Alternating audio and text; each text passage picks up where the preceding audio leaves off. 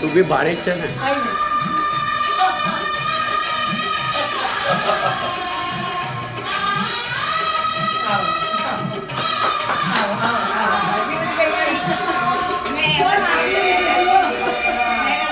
પછી એટલે કીધું કે ભાવિન છે